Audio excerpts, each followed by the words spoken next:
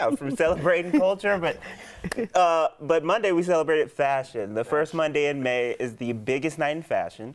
The world's biggest stars showed up to pay tribute to one of the most prolific fashion designers. The theme, Karl Lagerfeld, A Line of Beauty. Now, we're going to get into the looks, don't worry, I promise, but we can't continue without addressing the very fashionable elephant in the room. So, though Karl left an indelible mark on the fashion industry and pop culture as a whole, he left much controversy in his path. So, he found himself in hot water countless times over the decades, from his sexist, fatphobic, and generally distasteful comments.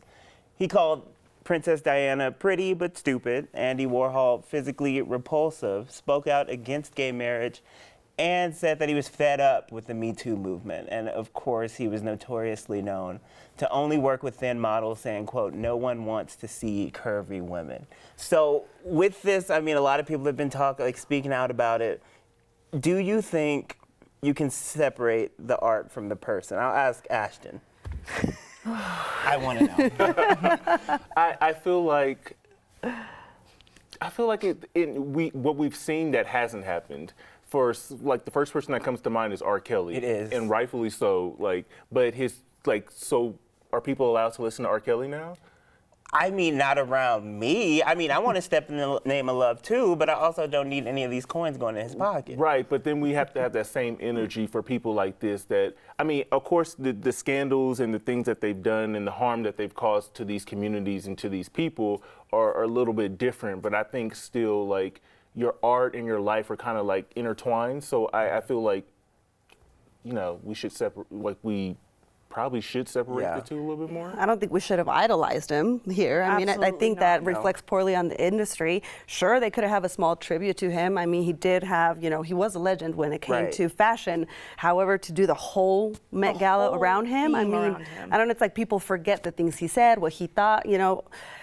There's got to be a fine line there. And people that did show up, I mean, what does that say about us even watching and those ones that did go? Yeah. The ones that did. I know somebody. Jamila Jamel also tweeted about, like, you know, these celebrities that went and are a part of the Me Too movement are pretty much contradicting what they say by going to this event. So she, you know, she posted, she's been saying a lot of stuff about it, but she's been. He did speak out. He said he was saying how amazing it was. He was like, it just amazes me how it took these women 20 years to like fess up to stuff, and there's no witnesses to prove anything. Yeah. So like that's a problem, and I think those kind of things, especially being on such a big record and everybody having known those comments he made, like it was probably distasteful to have this event center or celebrate him and his work when there's so many other designers and people of color and marginalized groups of people that have made an impact in fashion that could have been more celebrated and lifted up. Because to me, like, what was the point of like celebrating someone like this? Have they ever like just honored like a